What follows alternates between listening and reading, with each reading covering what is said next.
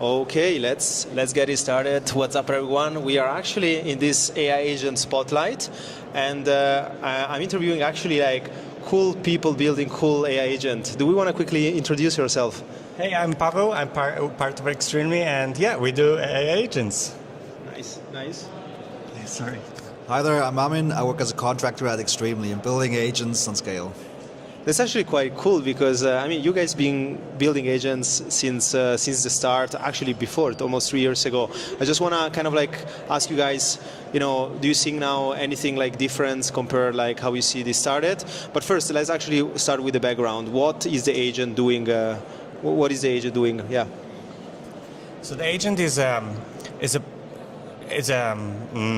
function that is deciding about the actions that is being taken on the market, and it's also reacting to the user input, how the agent should more or less behave in the nature like. So it can be super aggressive, super leverage, or actually very defensive.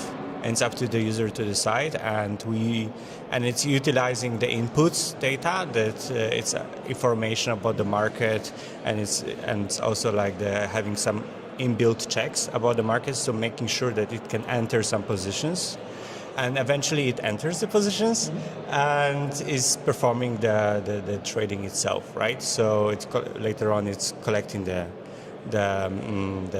performance and it's making the further decisions on its own. That's super interesting. Oh, you want to add something?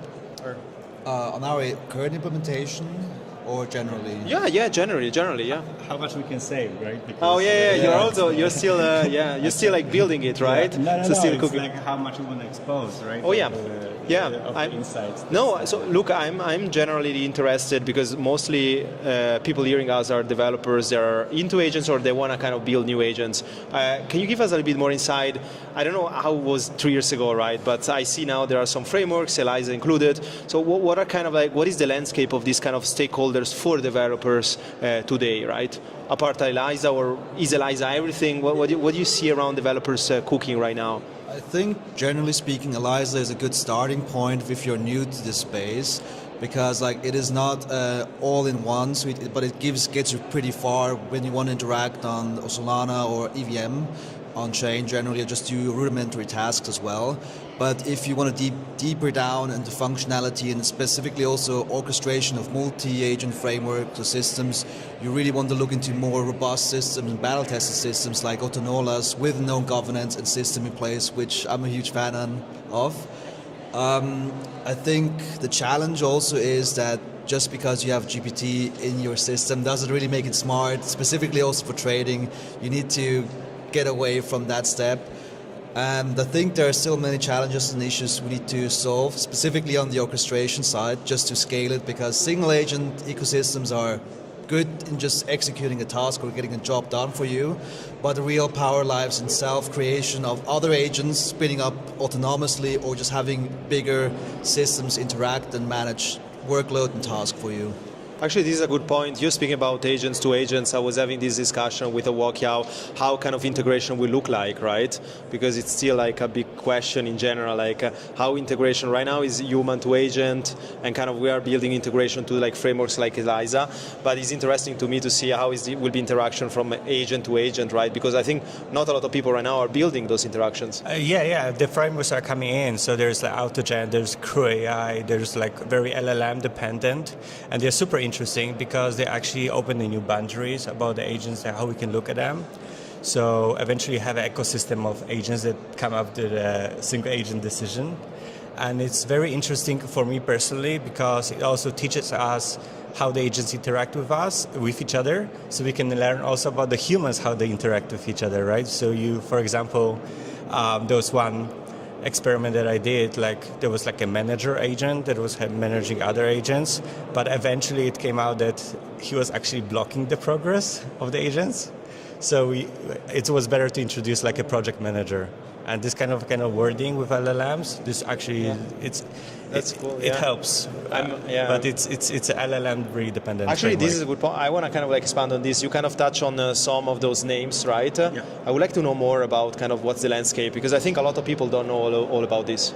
Yeah, so there is like also a new spectrum of agents that can be integrated with, and there are open source frameworks around LLM particular. They're open source, like AutoGen, provided by Microsoft.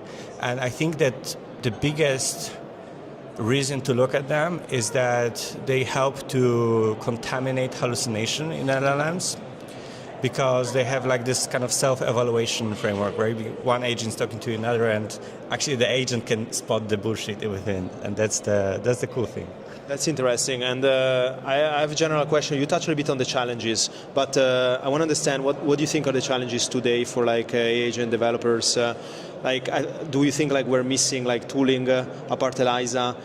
What is kind of like your take on that? Because sometimes, you know, I remember back in the days, for example, when we were doing like Truffle or like there is Hardhead, there is Foundry. What I'm saying is that developer tooling around agent, do we have them right now, like apart Eliza? Do you think we need something specific for kind of like make a better developer onboarding to agent building, or what's your take on that? Yeah, I mean, like we have a good baseline, a good foundation of tooling, and well setups to get where started with.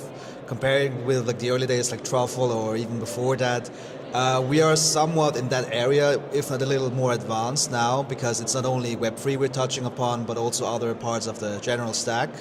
And I think it's just creativity right now that limits us to, like, we should just figure out what we need next, what actions we want to perform there. Because yeah, we have Eliza, for example, or Autonolas. They are like sufficient in getting you started with. Eliza has their agent school, Autonolas has their boot camp and so on. But yeah, I don't have a specific preference, but just like, I can't tell. Do you have any input or ideas for what we could build, or what is missing right now? I have so many ideas. So one of the ideas is that we want to also build like the hedging agents, because there is a strong market demand to actually contain some losses, and if we combine different protocols against each other, there is a window to actually improve and provide a new novel framework, well, instruments, so to say, for investments. Yes. Oh, this is a good point. Is there any kind of like specific like future that you want those kind of agent builder to go, like in terms of like vertical use case, or like where do you see kind of like the next 6 to 12 months are going? I know it's difficult, but much faster. I mean, you guys have been shipping. I definitely like look forward to see like a demo, like when we're not in Ethereum Zurich and we are more chill, right? But I just want to understand, like, you know, it's the space, especially around agents, is moving so fast. But in the same time, I know a lot of people has been working on agents, especially in Web2, also like right before even Eliza, right? But right now I think like we are on some kind of like exponential growth, and I'm afraid that we're going in the direction of something like similar to the DEXs. When Uni swap, then you came like Coffee swap. You remember Matcha swap, all these kind of like forks. And with agents, you see this already. So that's why with Modder, for example, I'm excited that we are starting this kind of like agent registry, like social graphs around agents that you can actually see track record. You can actually attest this agent as a specific track record. But in the same time, I don't know, in 6 months could be World Wide West even more than now. But in the same time, like, where you see the space kind of like moving forward? I think the instruments will be more sophisticated eventually, right? Introducing more and more abstraction.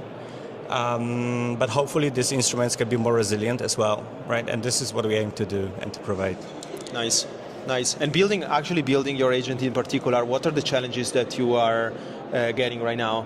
On the framework side, on actually the integration with other providers side, what are kind of like the challenges that you think? Because I'm assuming that the same challenges every agent kind of builder has it right now. Yeah.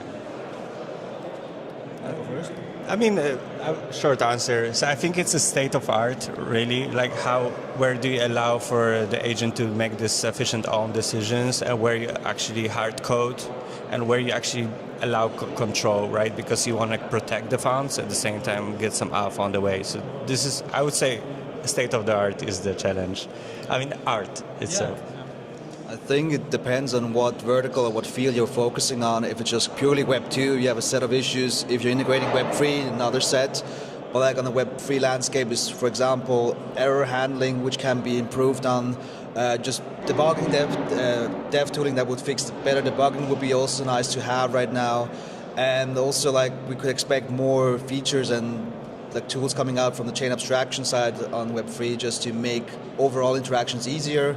I wouldn't say cross-chain features are required yet, but like that could be also interesting to see being more established through that. And yeah, I think let's just start with error handling and just get like functional releases out there and not always have to pray to God or to your package manager to handle that for you. So yeah. Sounds good. No, sounds good. Yeah, I'm definitely looking forward to see like a demo or something next. But I think we're almost on time. What are kind of like for like the people hearing right now? Like, what are like if they want to onboard right now around the agent building the first agent? What are kind of like the steps that you're kind of recommending to them to do? Dipping down directly to Eliza, or what are the things that you feel? I think we have two main stakeholders in this industry. You have obviously the agent kind of consumer that will be like user actually using your agent, and then you have the developers building an agent. But I think there is also somehow a third category that will be like people who are ready with their own technology. They want to integrate in some of those frameworks in order that people that are building some agents, they can interact with their technology too, right?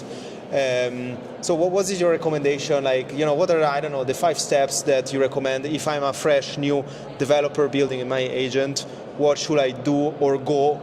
Could be like anywhere, yeah. I think only one, really, to follow the common sense, right? Because there's so many things you can implement and in a different way. But the common sense is just to provide some value to the user, and I think if we stick to this, everything will be so good. Any specific like tutorials or getting started guide that you think people should check and is relevant? I mean, if it's framework specific, maybe check out Shaw's Agent School if you want to get started very fast. If you want to go into more complex logic or bigger sets of agents, then check out Autonola's Agent School. I think best way to start is like instead of just, I mean, you need the basics to get started with the framework for sure, but like ideally just set up your task you want to have solved or build with an agent and just try and figure out yourself. And like just by that step of trying things out, you get better as a dev, you learn more about the stack, and you just improve over time. So that's usually the way I prefer to go with. If like that's also the more like rewarding feature, although it might take more time. Oh yeah, yeah, and you wish the demo gods are with you, right? Yeah. And you're demo to people. Awesome, thank you so much, guys. Thanks, man.